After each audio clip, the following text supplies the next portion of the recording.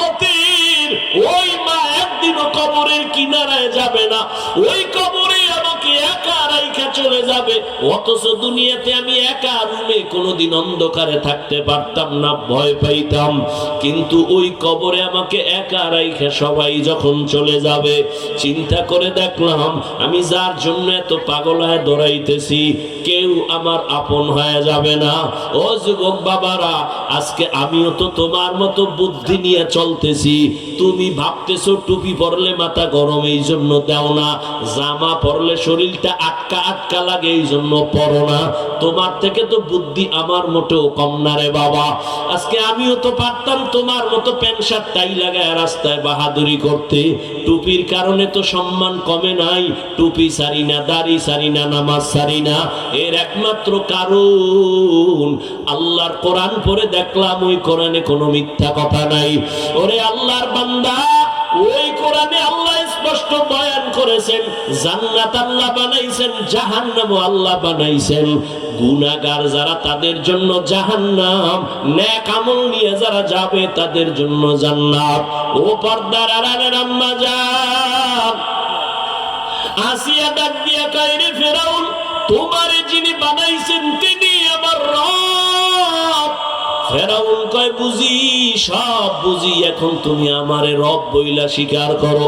আসিয়া বলে, যেই জবান দিয়ে আমি আমার আল্লাহকে ডাকছি ওই জবান দিয়ে কোনোদিন গায়রুল্লাহকে আমি রব বলতে পারি না।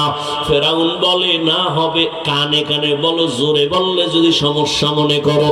আসিয়া ডাক দিয়ে কয়, ফেরাউন, তুমি আমার স্বামী হতে পারো ঠিক আছে, কিন্তু শুনো, আমি এমন রবের গোলামি করি যিনি আস্তে বললেও সব তিনি শুনতেছেন।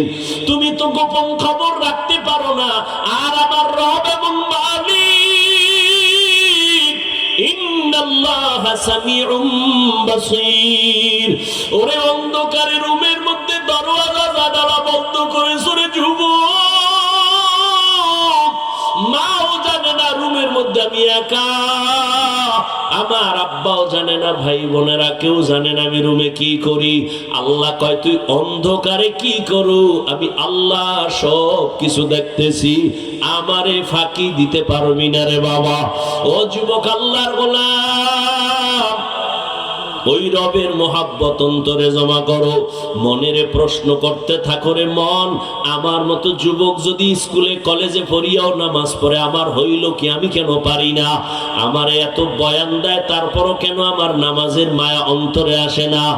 আসলে একমাত্র কারণ তুমি রবেরে চিনো না, রবের চিন্তাও তোমার অন্তরে নাই। রহমতের নবী আম্মাজান আয়েশার হুজরার মধ্যে বৈশা বৈশা কান্না করতেছেন। আম্মাজান আয়েশা ডাক দিয়ে কয়, ইয়া রাসূলুল্লাহ, আপনি কান্না করেন কেন, আমার কোনো বেয়াদবি হইছে কিনা? কয়, না। কেন কাঁদেন হে নবী, আপনি কেন কাঁদেন? রহমতের নবী বলেন, আয়েশা, কিয়ামতের ময়দানে আমার উম্মতের কি উপায় হবে সেই চিন্তা পেরেশানি নিয়ে আমি কান্না করতেছি। আম্মা জান আয়েশা বলেন, ইয়া রাসূলুল্লাহ, হাসরের ময়দানটা কেমন হবে তা আবার ভয়ঙ্কর, কান্না করেন নাকি? বলে, হ্যাঁ। কেমন ভয়ঙ্কর? রহমতের নবী বলেন, ও আয়েশা, কিয়ামতের ময়দানটা হবে এই জমিন, আর এই জমিনের আরাফার ময়দান হবে আল্লাহর বিচারালয়, আদালত। সমস্ত নারী আর পুরুষগুলো উলঙ্গ হাসরের ময়দানে দাঁড়ায় যাবে। একদিকে সূর্যের গরম, সূর্যের গরমে মাথার মগজগুলো ভাতের মারের মতো ফুটতে থাকবে, জমিনটা তামা হয়ে যাবে। অন্যদিকে জাহান্নামের আওয়াজ, আবার আমার আল্লাহ রাগান্বিত কুদরতের আওয়াজ দিবেন, লিমানিল মুলকুল ইয়াউম লিল্লাহিল ওয়াহিদিল কাহ্হার। হাসরের ময়দানটা এত ভয়ঙ্কর হওয়ার কারণে নবীরা পর্যন্ত যাদের গুনাহ নাই কান্নায় বিভোর হয়ে যাবেন। মুসা নবী কান্না করবেন, ঈসা নবী কান্না করবেন, ইব্রাহিম নবী কান্না করবেন, আদম নবীও কাঁদবেন, কেউ উম্মতের চিন্তাও করবে না, নিজের জন্যই কান্না করবেন। উম্মতেরা দৌড়াবে, কোন নবীর কাছে একটু সুপারিশ পাওয়া যায়নি। চতুর্দিকে জাহান্নামের আওয়াজ, আল্লাহ রাগান্বিত আওয়াজ দিবেন। হাসরের ময়দানটা থরথর করে কেঁপে উঠবে। আসিয়ার মধ্যে আল্লাহর আযাবের ভয় যখন ঢুকিয়া গেল, ডাক দিয়া কয়, ফেরাউন আমি তোমারে খোদা মানতে পারি না। আবার ফেরাউন এবার চূড়ান্ত ভাবে বুঝাইয়া যখন ব্যর্থ, আসিয়াকে এবার ভয় দেখানো শুরু করলো।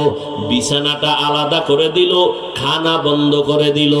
আসিয়া ডাক দিয়ে কয়, ফেরাউন আমি আমার মালিকের নাম জবানে নিলে যেই মজা পাই, তুমি আমারে খানা না দিলেও আমার পেটের ক্ষুধার চিন্তাও করি না।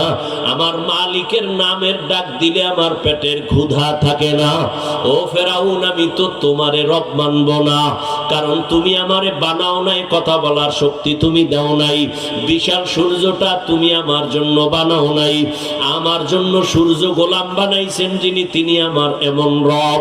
আমি তারে একবার অন্তরে জায়গা দিছি, আর এই অন্তরে গায়রুল্লাহকে জায়গা দিব না। ফেরাউন একবার যায় রেডি হয়ে গেল, আসিয়াকে ফাঁসি দেওয়া হবে, শুলিবিদ্ধ করা হবে। আসিয়াকে ভয় দেখায়, আসিয়া তোমাকে হাজারো লাখ মানুষের মধ্যে মেরে ফেলা হবে, শুলিবিদ্ধ করা হবে। আসিয়া ডাক দিয়া কয়, রে ফেরাউন আমি যদি আমার আল্লাহর মোহাব্বত অন্তরে নিয়ে মরিয়াও যাই, আমার কোনো দুঃখ নাই, কোনো আফসোস নাই। ফেরাউন চূড়ান্ত সিদ্ধান্ত নিয়া আসিয়াকে শুলিবিদ্ধ করার নাম ঘোষণা করে দিল। হাজারো মানুষ জমা হয়ে গেল। খোদা ফেরাউনের স্ত্রী আসিয়াকে শুলিবিদ্ধ করবে, ফাঁসি দিয়ে মেরে ফেলবে। আসিয়াকে যখন মঞ্চে নিবে, হাজার হাজার মানুষ দেখার জন্য আসছে। আসিয়াকে যখন শুলির মঞ্চে নিবে, মারিয়া